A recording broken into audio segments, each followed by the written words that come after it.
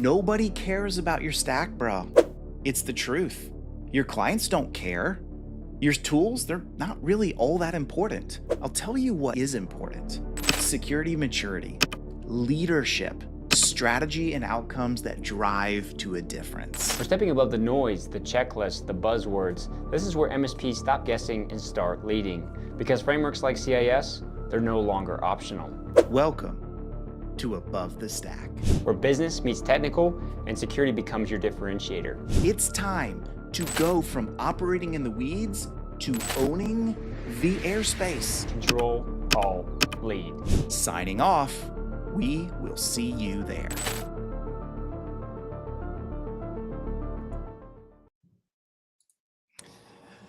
Nick, what's going on, brother? How are you?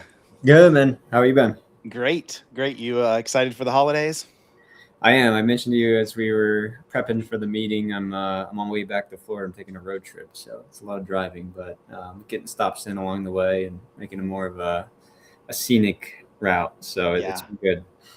No doubt. Going from Denver to Ocala area that's a lot of driving, man. Yeah. I mean, I'm stopping every like I spent more time over the weekends, but I got to stop in Austin and New Orleans. Oh, nice. And doing a couple more, just breaking it up along the way, nice. But still getting some work done during the week and then spending time with the family next week. How about you? Oh, man, I love it. We're probably going to go up to Kentucky. We just had Frank Abagnale from Catch Me If You Can as a keynote speaker at one of the CyberFox events. And he's like, never share with anyone where you're going. You know, he's right. But we are going to go to Kentucky and see some family. It'll be a good time. So I'm not going to tell all our listeners what days I'm going to be gone and what days I'll be here. You'll never know. Just kidding. Nice. But yeah, no, it's going to be great. We're looking forward to it. Well, welcome to the audience. A whole bunch of folks that are on with us already today. And I know we have hundreds, Nick. I don't know if you know this. You probably do. We have literally hundreds of people that watch this on record, which is really cool. So we're going into the Empath app. We're going to YouTube. We're going to LinkedIn. So welcome to everyone that's here. The ones, I'm going to bring the chat up onto the screen here. So if anyone wants to chat, just let us know. Say hi. Emily checking in. Good to see you on. Princess, you too. I'll bring that back off. But we'll be able to see chat, especially I think LinkedIn and YouTube are the best places that we can see it. So come in and join the conversation if you would like to. Nick, why don't you kind of get us on the playing field a little bit about what we talked about last Above the Stack, and because that leads very much into what we're going to be talking about today. Yeah. Last week was, or last week, I should say, like I think it was a couple weeks ago now. We had a great episode around ICP. Who your ideal customer profile is, and thinking about how you package up your offerings, to really talk to that ICP. And, when we talked about that, a lot of people speak in generalities, right? And especially in the MSP space around commodity level services like the best customer service, help desk, things like that. But when we talk to our ICP, we really want to narrow down the specific business outcomes, right, that we're communicating as part of our offering. And it doesn't mean that you have to go and change all of the things that you do or specifically all your back-end operations. But a lot of MSPs, kind of coming back to the theme of our series here, is really leading with a lot of the tools, that we have and trying to use them as the talk track versus talking in what the business wants to hear around, reducing risk or aligning to audit, controls that they have in place, or driving business transformation where they could really speed up their productivity or help them, dive into a new clientele themselves. So there's a lot we unpack there. And today we wanted to really double click on, well, what does that actually look like when we talk about positioning our offerings and making them, in a way, in the sense of future proofing for how we believe, kind of MSPs are trending in the space, but also positioning it so that you're set up to succeed, on that pricing and packaging front as well too. I don't know what, thoughts you had after coming out of that last episode. We certainly dove into a lot, had a great worksheet that we're going to link to here, but. Yeah, it was a lot of fun last time. And I got some really good feedback from folks that really, what we're trying to do is really get tactical and get operational. So not just, we all are guilty of saying things like, it's about business outcomes. And people are like, what does that even mean? Like, I'm tired of people saying that, not giving me tangible examples. And so, if you don't missed last week and the past few, or the last episode, the past ones, they're all recorded. Go watch them. They're on Cloud Capsule's YouTube, our YouTube at Empath. You'll see them, no problems. But what we did, I thought was so great, was really diving into that worksheet and looking at ICP and looking at some of the measurables that go into it. And it's all there. There's a QR code at the top right. You can grab all of that. It's all free for you. We're going to have a worksheet again today. Same thing. It's all there free for you. So go check that out. So what I'm really excited about this today, Nick, let me get past ours, is this worksheet and really kind of getting into what those outcomes should look like and how to build towards them. So there's the QR. You can grab it. We're going to leave it up through the episode. So you'll be able to grab this anytime. They'll always be available. And what's cool is that QR will take you to all the previous worksheets and the previous materials we've had. So this will continue to drip through and you'll have all of this available. Luis is checking in. Hey, good to see you, brother. Really glad you're on. This is somebody that probably has a lot to add to this conversation. Scalable, fantastic company. So Nick, why don't you kind of get us onto the playing field? Let me bring the screen share down just so people can see us and they don't have to deal with slides all the time. I know we really just want to have a great conversation. So get us on the playing field of this whole conversation today about what those outcomes and pricings should look like. Yeah. So very high level, when you think about talking to your ICP and, really putting this front end in front of them that says, hey, I know your business, I can definitely help you. And to think about the back end operations and everything that you want to do to go fulfill that, you think about where you're at today as an MSP and trying to evolve into this future state. And I think from that standpoint, we have a lot of pressures coming down from things like AI, a lot of businesses reaching out to MSPs, or maybe not, depending on that relationship, around how do I get started? I've got these specific business use cases. I have fears that our competition's going to pass us up, if we don't start dealing with this today. So it's really driving a lot of conversation or a lot of interest, which I think we should all try to capitalize on. But regardless of that, I still think, as we think about the MSP space and how technology is evolving and how we're moving as providers, there's kind of going to be a shift in the model itself. We went from break fix, largely into managed services. And now I think, a lot of managed services is commodity driven with help desk and things like that. And a lot of people do it really well, but it's not the differentiator that creates that larger stickiness with the client and also allows you to either move up market or have a better value perception that you're doing with your clients as it relates to advisory, as it relates to being that, business growth engine for them. And so what we're going to unpack today is how you can think about that bridge between where you're at today and where you would potentially want to head, and some of the ways that you would go ahead and drive that. And to start, a lot of the ways that you would start to think about that conversation and how you get into it is really taking an internal audit of your client engagement model. And that's something I'd love for you to speak to as well, too, and just what you're seeing, but also where you see it work well, where you see it don't work well, because yourself, as well as, other team members that you have, like Alex, right? And certainly Luis on the call here too. He's got a really great idea around QBRs or, just how we're interacting with our clients. I don't know if you want to speak to that for a second here too. Yeah, I'd love to. So, I think we've all been coached well from every wonderful thought leader that's in the channel around, you should do QBRs or whatever you call that, right? Whether it's quarterly cadence, it's bi-monthly. We've all been told to do this. And Nick, one of the things I've recognized, I'll go to conferences all the time and I'll ask, how many of you do consistent, QBRs, whatever you call them, with your clients? Every hand will go up, right? Either because they're actually doing it, kudos to them, or because they know they're supposed to raise their hand. Otherwise, they're an immature MSP and they don't want to signal that they're not, right? So let's leave that aside for a minute. Let's take that and say that's an assumption we're going to work on. So if you're a younger MSP today, if you're getting into managed service and that doesn't apply to you, that's okay, right? Thanks for being honest with us, and we know you're working towards it. But let's have the assumption that you already have some cadence with your client.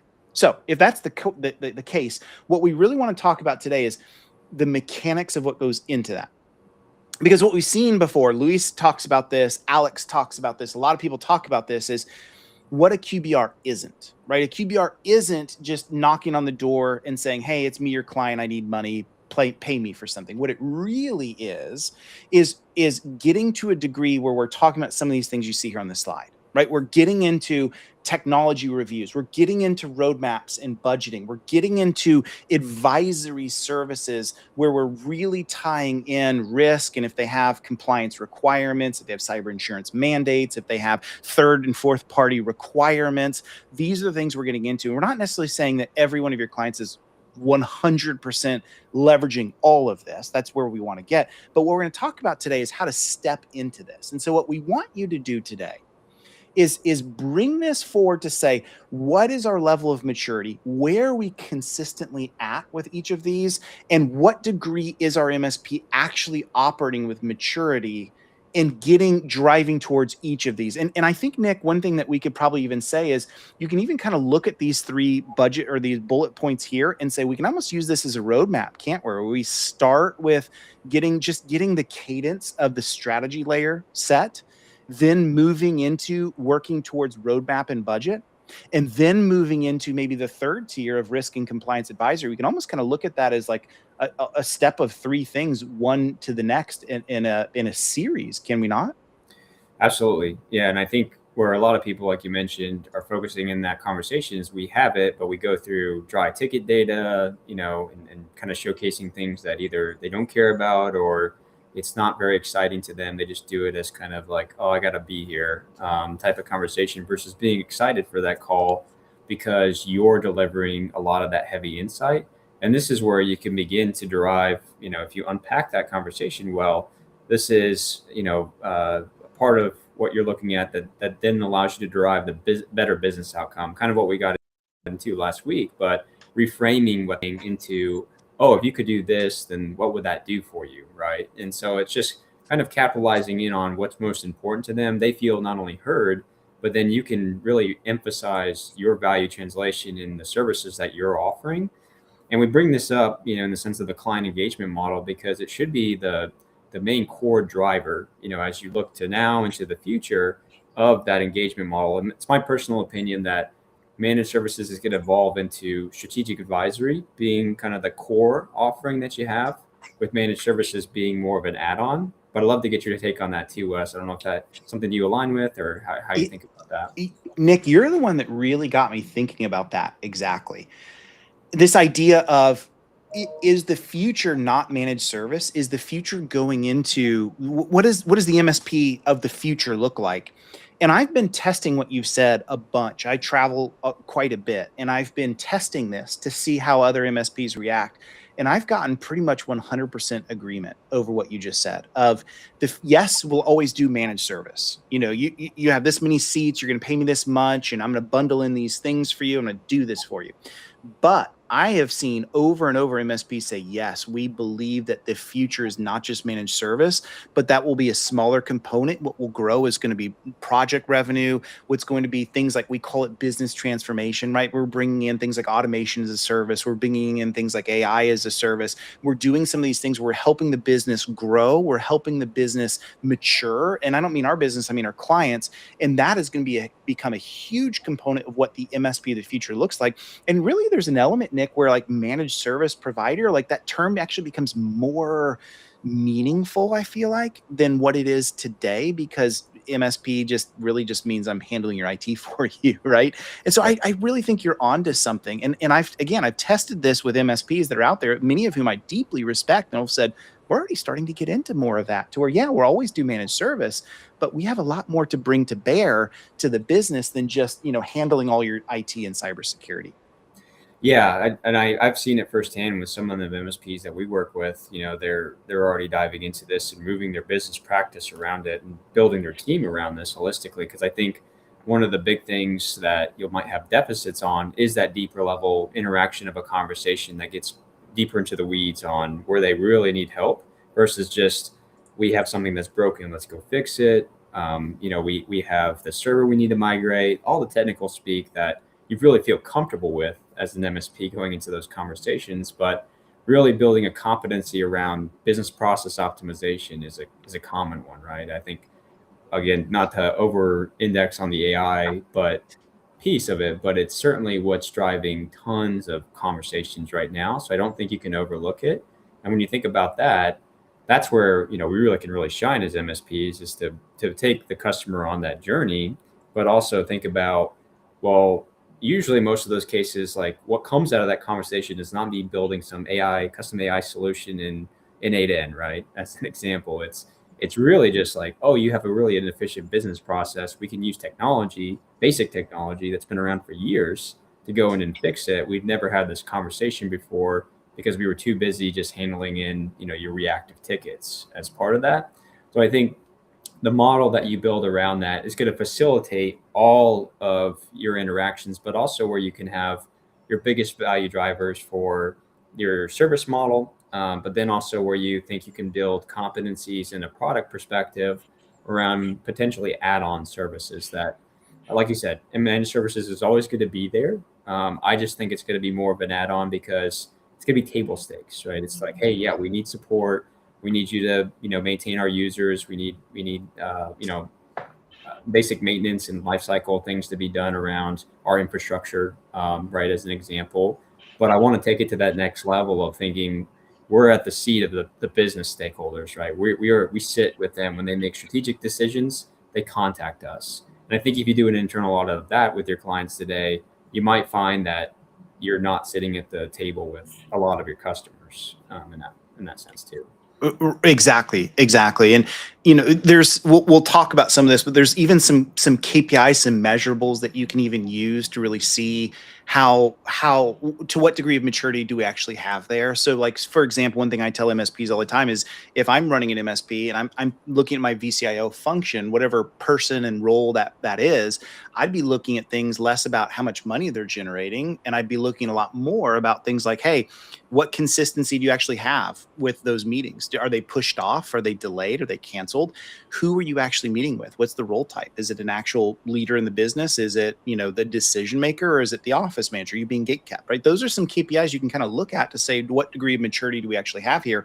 But then you can actually mature this even more and start to say things like, to what degree have we built a roadmap where the client has no surprise, unknown budgetary items in CapEx that they didn't expect? Right. And I would even hold my team accountable to that, to say, hey, I want to make sure that you tell the client, my job for you is to make sure you have no surprise spend coming up, that it, we're budgeted for it, we're prepared for it. Then you can step into the next step of like making sure that we're always ready to go with cyber insurance requirements, that we're meeting the requirements that we have when it comes to regulatory requirements, that when new things come up, we're bringing it to the client, they're prepared for it. So you can almost kind of step through some of this and use those data points. I'm going to bring up a comment here, if I may, from Dr. Keith, good friend of mine, CEO at Vistem out in LA. And he's right. He has been doing this for quite some time. He's selling the outcomes. And when you look at how Keith sells and what Keith does inside of his MSP, he's going to his clients and saying, hey, look, I'm not the cheapest that's out there, for sure. You're going to find a lot of people that are cheaper. What you will find from us is the ability for us to make sure that you are continuing to function. You are continuing to thrive as a business, and Vistem will be here to help you do that. Yes, we charge a premium, but we do that because we want to make sure that you're getting the results that you expect, right? So I love that. And then, of course, I love what Luis is saying too, kind of boiling the ocean down into making it really simple, right? Two things. Let's get a decision and let's move forward with it, baby. I love that. It's so good. So why don't we talk about the framework a little bit? I'm going to bring the slides back up. Again, we're not a big slide heavy kind of show here, but sometimes it helps us kind of get on the map a little bit. Walk us through kind of what this repeatable framework looks like, if you would here. Yeah, I think simple, like to piggyback of what Louise is saying here, right? It's like we don't have to overthink this, right? I think it gets daunting thinking about, well, what if they ask this question? What if they position this? And you kind of get in your head about how hard that might be. Oh, I can't support that. I don't know how to handle if they have an inefficient HR process, right? But I think in a lot of cases, you're really well positioned to do that because you're seeing all these various businesses, right? And some of them might excel at that. Some of them might have, deficiencies, but you can kind of blend them in a lot. When we talk about a meeting framework, right, you can keep it as simple as this about, well, what's changed in your business in the last quarter, right? And just getting an indication, they'll often, peel back on like that question will somehow turn into what I'm frustrated with this quarter, right?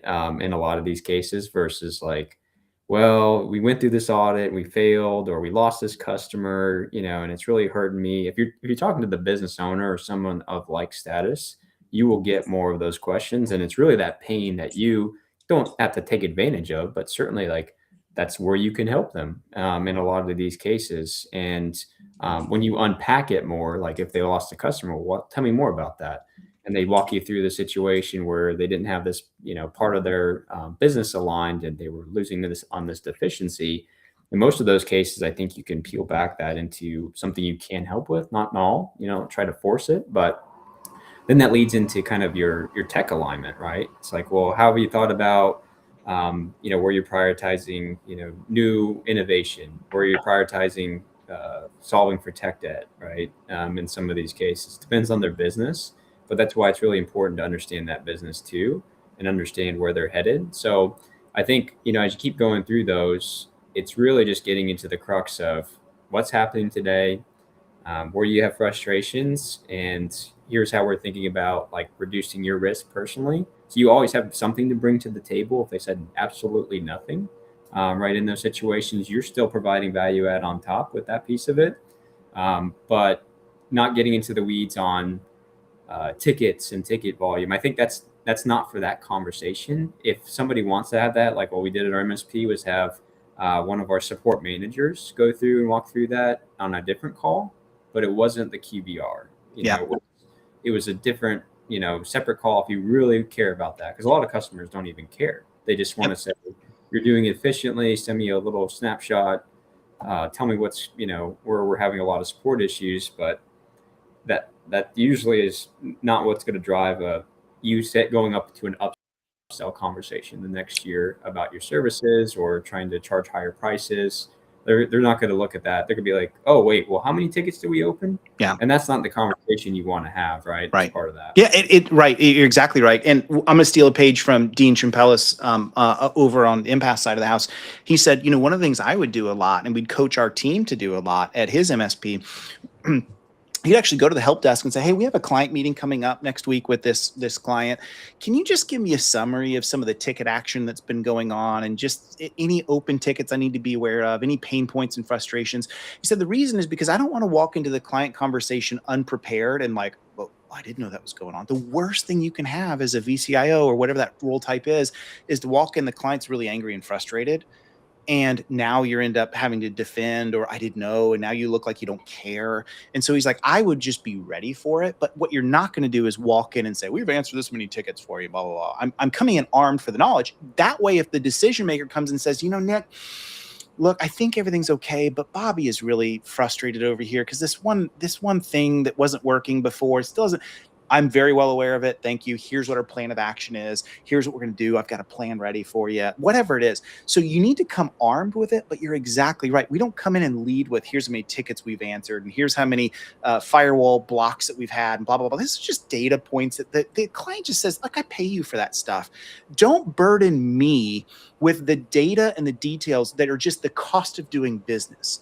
Get to me the things that I care about. So things like you mentioned, let's bring that back up, that slide you mentioned, because there's gold in these hills right here. The roadmap review, right? That third item, right? Here's we built this plan for you.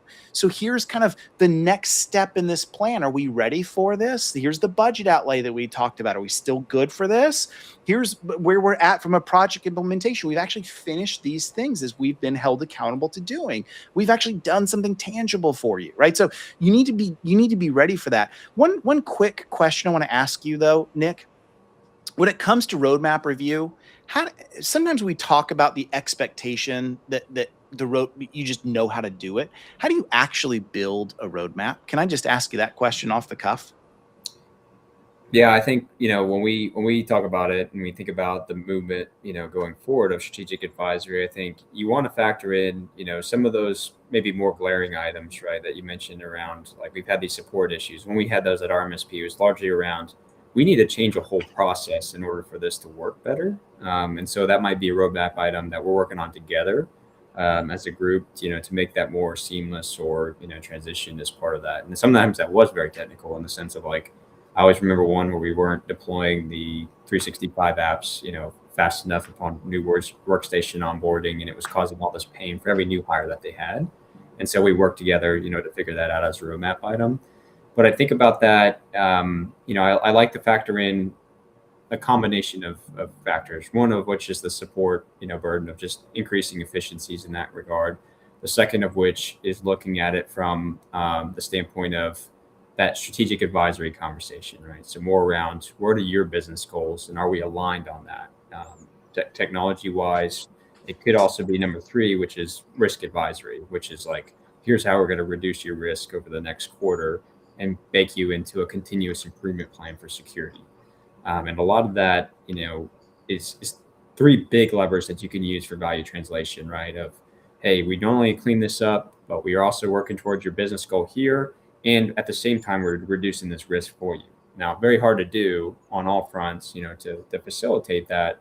When we talk about that, that's when you get into, I would never leave this MSP, right? Because they have my best interest in mind and we are aligned to what we're moving forward. The stickiness factor there versus like, I could move tomorrow and I just need to move my help desk tickets over to somebody else and get my, devices under management. They're just going to swap their RMM and AV products and I'll be good. Right. So I think it's huge. And I think that, it differs depending on your focus as an MSP too, right? You might be an MSSP, you might be security focused, you might focus more on the productivity, business transformation side. So that interaction on roadmap could be very much more niche down in the sense of what you offer. Curious to hear what you think about that too. Yeah, I think you nailed it. And that's the reason I asked the question. Sometimes if we're not careful, we hear people say, build the roadmap. I'm like, I don't know how to build a roadmap. I've never done it before. And it's exactly what you just said. I'm going to steal from Luis. I'm going to bring his comment up. Ask the right questions. Literally ask those questions of, hey, what are we marching towards? What's key priority for us? What's strategically important? What are we trying to accomplish this year? These are the questions that we need to be asking so that we can then apply what we know to say, how do we help you get there? Let's build a roadmap according to what you said you wanted to do, where you're trying to go, and we'll help you. And sometimes we just know the things that they're not going to think about. Like, oh, we do need an overhaul on like a Microsoft transition, and we need to do some things. We can bring those to bear to say, in order to do this that you've talked about, Miss Customer, these are some things that we need to build. You don't have to do it on the fly. Ask these questions. Let me bring the slides back up, because you need to ask these good questions to get those answers, and then take this back with your team and build the roadmap out. Then say, do I have the permission, Miss Client, to present to you this roadmap? And does this resonate? And I know there's some technical things that are in here that we'll handle for you, but I just want to make sure we're telling you these are the things we need to be able to do so we can accomplish where you're trying to go, right? So don't overthink the roadmap. And that's why I wanted to kind of mention that. Okay, so we're now going to do that. We're going to talk about those risks, the defensive things that we need to make sure we're protecting against, the top three things. And I love this. I'm going to steal from David Powell over at Lion Guard. He taught me years ago. He's like, make sure when you're talking to the client, you don't overload them with 1,000 things. They're going to have risk and the paralysis analysis. Things I don't know what to do about any of this. Come up with the top three things. That way you can go smash those three things, come back with tangible improvements, go back to the client and say, look what we've done, Miss Client. Look at the things we've accomplished. Now we got a couple more things, right? So keep it real simple. And then lastly, these action items. Here's what we've been doing. Here's what we're going to be doing. You need to be accountable to the client. So I love all this. Before we move to kind of the third step in this, anything else that we're missing here you want to bring back, Nick? No, I think you touched on it last week, but you mentioned SMART goals, right? We do want them to be achievable. We don't want to give them a laundry list because that's not like very much achievable for us either, given the workload that we have of just the reactive side of the business, right? Is plenty for most people, to compare to the proactive items we want to implement. But I'd encourage to make those bite-sizable chunks that you can deliver more frequent ROI touch points, where it's like a constant stream to the client of, even if it's asynchronous, right? You don't have to do it synchronously every time. But if you send them like, hey, we did this, we updated that, your risk score went down here, and so forth, because they're very much achievable, they're going to think, wow, like there's a lot of value always coming our way. And then we summarize that again and reinforce, their decision in working with us over and over and over again. And I think that can't be beat, right? It's just basic psychology of a positive feedback loop of treats, right? In those senses as well. So, yep. That's right. That's right. So before we go into next step of building a bridge, and we'll talk about what that means in a minute, just a couple great quotes. I love what Keith said. Man, he's like, and I know he does this. I learn the language. So for Boeing, lean is what they do. I learn what that means. I incorporate that in. I make sure that we're talking about the same things. Even if I don't change my back office operations, I just change a little bit of the language. That's exactly right. Same for hospitality. And I learned, if you want to keep a client, if you want to build a reputation in an industry, you want to charge premium pricing, you got to be able to learn to do each of these things. So I love that. And then Sean said this, and the quote kind of cuts off, but we learned this the hard way. If you use a QBR to sell, your clients won't show up next year. That's exactly right, because they're going to sniff it out. They're smart. They don't want a pitch session. They want to partner. We pivoted from selling software to leading deep dive strategy sessions by focusing on their current infrastructure and aligning with their 1 to 3 year roadmap. The meetings became high value instead of high pressure. Impact is more important than upsell. And now our clients routinely show up every single year. That's exactly right. And then lastly, Louise checking in as well. I recommend MSPs keep a simple risk register. They show at all QBRs. Over time, it helps moving the client from abdicating their responsibility for IT. These are excellent comments and thoughts that have come from this discussion, because I think this is actually easier than we think it is. But because we are technical by nature, we tend to overcomplicate. We tend to overdrive too deep into the weeds, and the client gets lost. And just like Sean says, at some point they just say, I think you're here to sell me something rather than to help me grow. So that kind of brings up this developing a bridge, Nick, and walk us through kind of how we start getting on the playing field.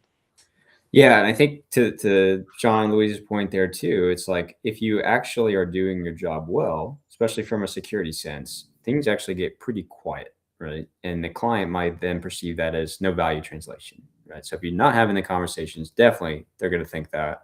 But then on top of that, if you're reinforcing like, hey, here's all the things we've done, and getting them into that conversation and bringing up the business side again, like there's never a question about that value translation and how much you are showing up for their business. Because I think there is the notion that you can be too quote unquote good, right? Especially at security where things are silent. Nobody gets breached. Things are working. You're handling everything behind the scenes. You built up a lot of talent and resources to be able to support that. But when we talk about, kind of the thesis that I have around MSP services moving into strategic advisory as that core offer, you got to think about creating this bridge. And this is probably a multi-year bridge at bare minimum, when we think about this because of the perception today, but also because of how you want to operate around this.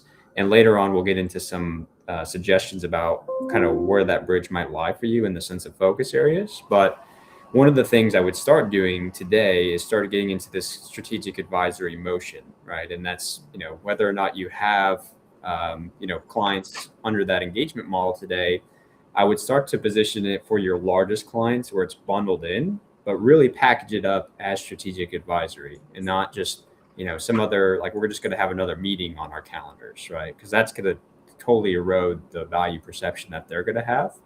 But this is really around like, hey, number one, we recognize as an assumptive base that our largest clients are going to have the largest business changes. They're going to have the largest complexities to deal with. And they're also going to value that extra strategic lens of us coming into that conversation as well too. So we should bare minimum start with them. But I would say, or to your point you made at the beginning of the conversation, like expand what that QBR conversation is into strategic advisory. So really leaning into where they have business challenges today, really how they're thinking about, technology and AI moving forward, because that'll help you unpack a lot of that. And I would say a lot of where I would come at it from is still similar conversations around where you have tech waste, where you have opportunities for improving productivity, where you have opportunities, and think about it just business layer, right? Agnostic to any business, you want to have levers around how can we improve your sales funnel? How can we improve your conversion rate? How can we help you support your own downstream customers better?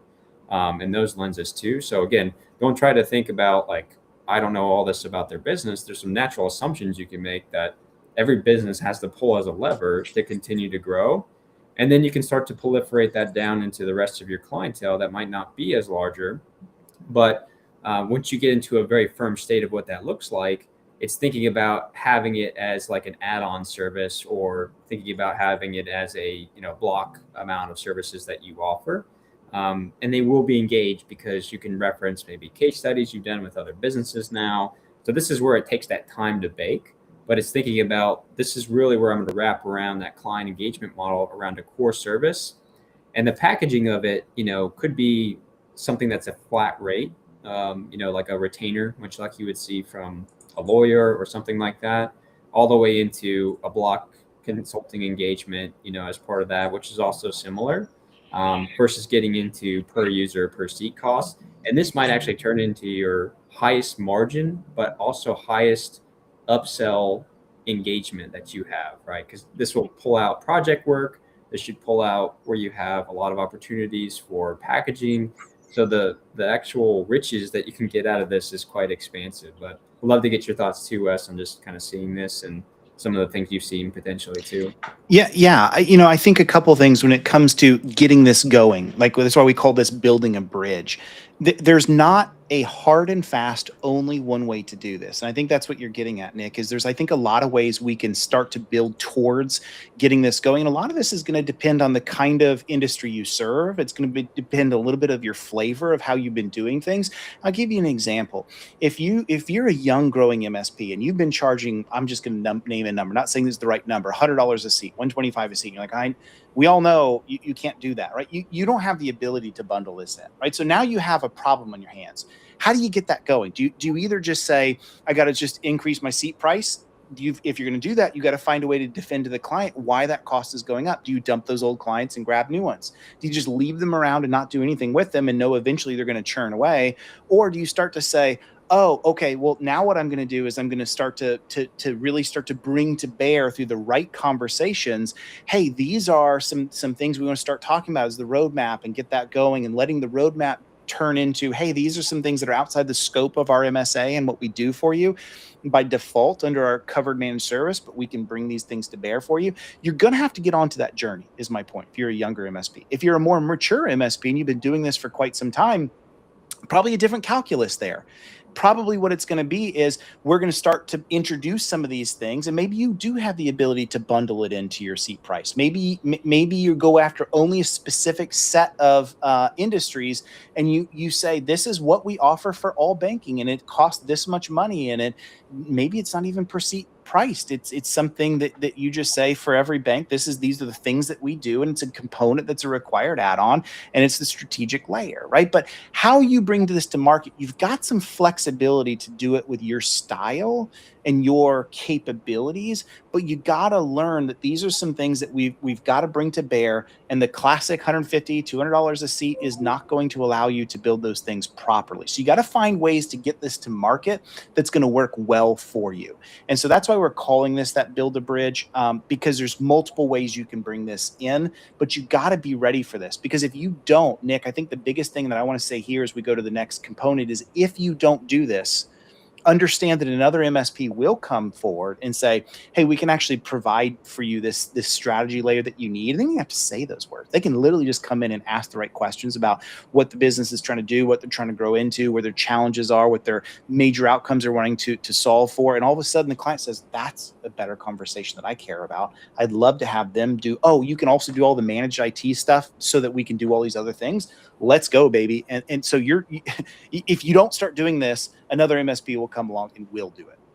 Yeah. And I think that's so important, because it's also like, just be curious, right? In those conversations that you're already having today to unpack a lot of these things. Like, I can speak, at least for myself firsthand. I do a lot of consulting, or did in the past, less so these days, but it was all around, people reach out to me a lot for Microsoft consulting, right? And it's like every single one of those almost turned into more business coaching and business engagement of like, well, why does that exist over here? How does this happen? And then we unpack like, oh, well, we don't even have a CRM tool, and we're doing it this way to get contacts into our organization. It's like, well, that's a whole, conversation. And sometimes like, I don't even broach it, because it's like, I don't want to even get into it myself, but there's plenty of opportunity there for an MSP to come in and say, well, we should really look at doing this, because this could increase your efficiency here. We can help you price and package these tools. And like you'll learn along the way. And it's not to say you have to be a jack of all trades, to your point. Like this is where we come back down into niching in the next slide too. But I think a big piece of it, does revolve around you've got to step up for the client. And that is, again, not saying that you have to know all these things. It's just opening up the conversation. And to your point, they don't want to switch providers. They want somebody who already knows their business to come in and provide that advice.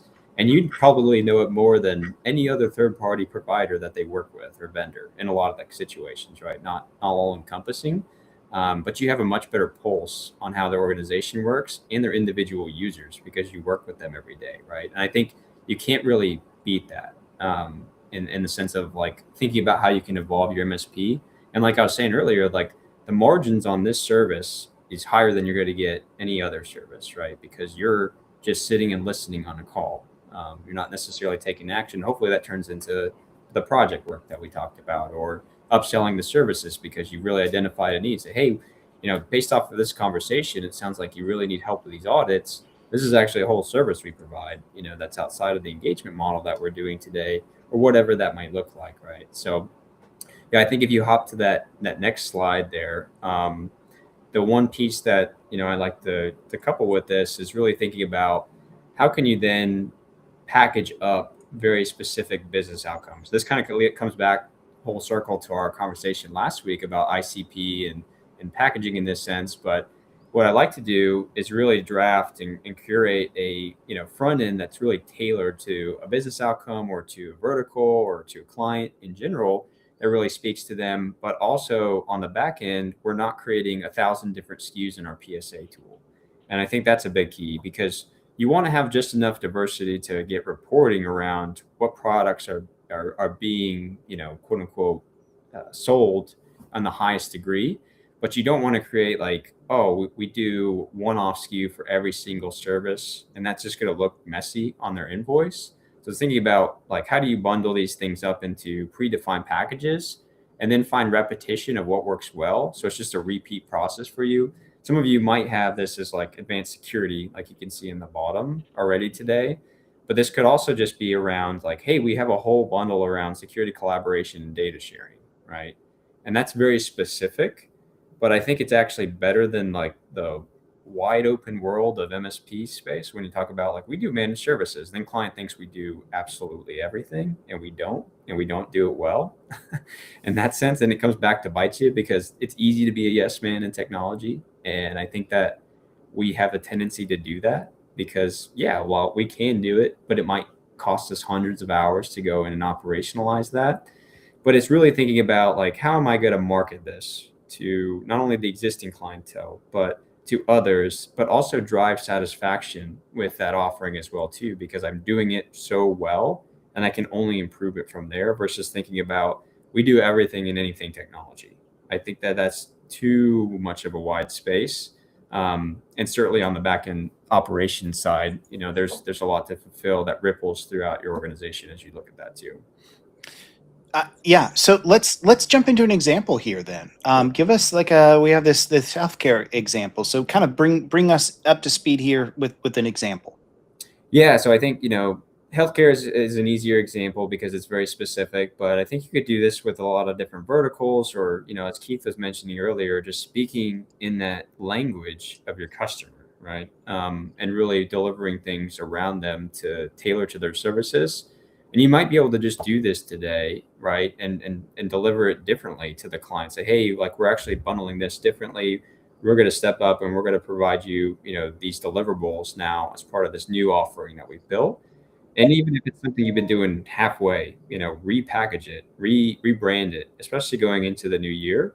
But thinking about this is like, hey, we're doing strategic advisory plus security hardening plus cyber risk management, right?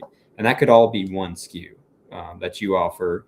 But then the front end of how you're positioning and marketing that is different for every client, different for every prospect. In a lot of these cases that fit that specific, channel focus. In this case, healthcare companies looking to get HIPAA compliant and stay HIPAA compliant, right? As part of that. And this is where all of the deliverable tweaks is something that realistically, in a lot of these cases, you're not necessarily having to tweak what you do on the back end to fulfill it. You're just tailoring the language that's being used on the front end. And so it's a big distinction that I think we also get hung up on, where it's like, hey, we're not actually asking you to be like very specific custom report for every single one of your customers. It's really just how you're tailoring the language behind it. That exactly right. So just to bring that to, this is what we do, right? As an MSP, I do each of these things. Clients are like, I don't want to buy that. I'm not going to buy your M365 security hardening. That sounds boring. That sounds expensive. I don't want that. So what do we do? That's just the back. That's back. It's like a restaurant, back of house, front of house, right? But you don't want to see how the sausage is made. I just want the great sausage, right? So what are we doing? We use these marketing wrappers to say things like, this is what we do. This is who we are, this is what we deliver. And this is how we say it. So a client says, yeah, okay, this HIPAA thing, I know I've kind of neglected it for quite some time. I understand there's teeth behind, and you need to start working on it. Okay, cool. That makes sense, right? Okay, cool. We're going to map some of this stuff to what you're required to do, right? I don't care so much about this stuff other than how it relates to what I have to do, right? So I love what we're doing here. We're using the language here, these specific things, to start bringing to bear what the client needs as an outcome. Therefore, we now buy the right to be able to do these things that we do back of house. So I love that, Nick. You absolutely nailed that. Yeah, I think, when we've done past episodes diving into like, well, how do I think about niching down, right? And thinking about like that packaging model, because certainly HIPAA is very focused, and it certainly commands a premium price point. If you're doing it really well, have these tailored solutions, so it's very attractive in that regard, versus being a generalist in everything to everybody. I'd rather, if it's a generalist where they aren't under regulatory motions or audits or anything like that, I'd rather package it up for, secure remote collaboration or things that any businesses would want to, try to go achieve, but it's got a very focused outcome at the end of the day. And it'll help them grow their business. It'll help them work easier. It'll help them, grow without having to hire full-time, employees, potentially. Some of the things that you're just playing off those drivers, but it all comes back to that conversation, right? And it's really thinking about, how am I framing this based off of what they've told me? And that's where I would say, that's where I drive all my energies into today, if it was me working at an MSP doing traditional managed services, because those conversations is where you're going to learn where your base is at on the majority. You can synthesize that, and then you can start to build out, this is what packages we think that, we would want to repeat over and over. That'll be the most attractive to these clients. And this is how we can word them. So you want to create both efficiencies in that regard, but you also want to, understand the lay of the land, if you will, about where there's a lot of opportunity. And you're only going to do that if you start to have deeper conversations with your clients at that point in time. Yep. So I think a couple good comments I want to pull out. Mohammed's been jumping in with some absolute fire. Good stuff here, right? Eyes and ears are important. Eyes are more important because you can spot which thing's been noticed. Ears can help if the customer's already identified a problem and have some kind of idea on how to resolve it. My best sales were solutions that resolved pains which had never been addressed by the customer. I love that. And then Luis checking in, same thing. It's also important to stop saying we take care of tech so you can focus on your business. Newsflash, technology is their business now, right? I remember the eye-opening moment for my bank all these years ago was when we realized we're in the technology business, not the banking business, right? That people are using technology every single day to get their finances done. We've got to be in the middle of that conversation. Otherwise, we're irrelevant, right? That's exactly well said. So no, Nick, we have a worksheet. Is now the right time to bring that up? Yeah, we can share that too. This is something that we were providing at the top of the hour here, but just something that is helpful for more of an internal audit. That you guys can leverage as well too, to start to source some of this information. But part of it, and what we're looking at here, is also thinking about, what is that bridge for me? It's a common question, like, what do I want to be when I grow up? Where do I see my MSP in the next 5 years or so? As part of that, and I think this is kind of some shifts that you can overlay as part of that. And these are just 5 examples, right? It's not meant to be the end all be all of where we think you could head, but certainly thinking about where you have your strengths in your business today, versus where you have a lot of bloat or a lot of inefficiencies. And so that can be everywhere from, like, we have a help desk, but we really don't invest a lot of time to it. It's not our primary core value add. we may want to shift into thinking about strategic first and leading with that as more of these advisory services, but less on the fulfillment layer, right? In that sense, it could also lead into a hybrid motion. It could lead into focusing on the security side, as a big core driver of that. You have your own in-house SOC, very well positioned to move into that with strategic advisory on top. The big thing is you're always having strategic advisory in all of these, right? Just a matter of what other focus areas that you would want to have. And I'm certainly not saying down with the help desk or anything like that. I think that could be taken out of context. It's more of, well, is that a core competency for you today that you don't see ever leaving, right? Do you want to create a bridge where you are? I've talked to MSPs now who are positioning themselves to basically retalent the help desk into automation engineers and into business process optimization analysts, if you will, as part of that, just so that they can move into more advisory over time and less so into help desk in that sense too, because they're working with co-managed clients. And so it's lesser of a need, right? But that all depends on their unique situation. So I think there's a lot of different paths here, but I'd really consider the strategic being around that internal audit you take around where do we have a lot of those efficiencies today, core competencies, things that people tell us, or we know, that are just strengths as part of our business too. Yep. Well said. So I think as we kind of close shop today, one of the things we wanted to give to you is this worksheet. I'm going to kind of re-expand this so we can see this a little bit better here. This is in that QR code you see at the top right. It's a free giveaway. We're not charging for it, anything like that. It's just sitting here in Canva for you. And what you can do is you can take what we've talked about today and really start to bring this forward to your team and use it to self-assess. Use it to say, how good of a job are we doing with all of this, and where are some of the areas we need to focus down? Which are some of our clients that we've not done a good job? Where are we doing a great job, and how can we replicate some of those successes? Might even identify some of the people at your MSP that are doing a great job of this, and areas for improvement for those that are maybe struggling. And so what we have here is a bunch of things. And Nick, I'll let you kind of jump into this a little bit more too, but starting with the strategic advisor like we've talked about today, take each client and rate them on each of these things. How are we doing? 0 being terrible, 3 being great. Give us some notes for each client on, are we doing a good job with the quarterly review for each of this? Oop, my share just went away. I'm not sure what happened. Let me bring that back. We were still seeing it, at least in my Oh, you could. It just disappeared for me. Strange. Okay. Hopefully it comes back. Yeah, there we go. So work through each of those. Not for time's sake, we're not going to go through each of those, but you understand what each of these are, right?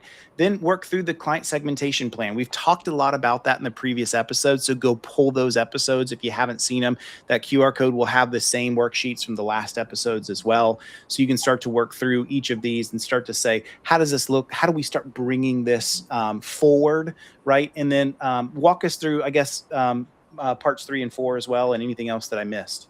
Yeah, I think this is just thinking about it from a monetary perspective, right? And we'll probably unpack more of this too in the next episode. But thinking about how you're going to position it from a pricing perspective, like I said, you could do a straight retainer model, and there's some of the pricing in there that I've seen others use as part of that. You could do it in blocks. You could also do it as per user cost if you really wanted to. I think that doesn't really align though to what you're offering, so I'd try to stick with a fixed fee. As part of that for hours, as part of advisory. And then as you get into risk compliance, thinking about kind of expanding on the exercise we did last month, but how are you talking about risk? What tools are you using to talk about risk? And, how are you thinking about that in the sense of the business impact to them? That's, not made up in the sense of like, oh, this costs other people $50,000 if you didn't do it. I've never been a fan of that. But thinking about how it could actually ripple through your business. And then the same thing with the meeting framework, right? So thinking about how are we going to, reposition these meetings? How can I package them up so that they know there's going to be a lot of value, but it's also going to be a different conversation because we're asking more in-depth questions about your business and your risk and the things we probably haven't been asking up to this point in time. And then lastly, what are those delivery, pillars that you have along with an action plan to go try to execute that as well too. So just a guideline, you can use it loosely or tweak it how you guys want based off of your business or what you heard today. But just wanted to give you guys some helpful tools, to just put pen to paper, right, and doing this internal thought process. Yep, love that. So we're out of time here. We're going to wrap a couple minutes early. I've got another session that I've got to jump over to. But again, this is all here for you. So the goal for this is to take what we're giving, and we from day one, Nick and I wanted to be very tangible, very hands-on, very not just talk about things, but give you examples. And so we're these worksheets are a big part of what we've really been focused on doing. So you have action items, things you can take away with your teams and really start building towards. So I hope this has been helpful for you. Really enjoyed this whole session on how do we get to outcomes, how do we get to pricing that works, how do we get ourselves moving forward when it comes to actually delivering outcomes that will not only help our MSP thrive, but continue to be successful as the future is upon us, right? So, Nick, been really great today. Really enjoyed the discussion. Anything else you want to close us out on? No, be sure to join us next time too, guys. We'll have another one we'll post on our socials and everything like that. We're going to go over micro projects and kind of that whole concept comparatively to a traditional CapEx with projects. So just kind of unpacking that a little bit more and how we're seeing that, but how that's looking in the future. But appreciate everybody joining today. Love it. Awesome. Thank you all so much. It's been awesome. We'll see you on the next episode. The next episode is coming up. Just to let everyone know when that will be. It'll be January 21st. You'll see it on our socials plugged in, but it'll be January 21st, 2 p.m. Eastern. So hope to see y'all there. Thanks.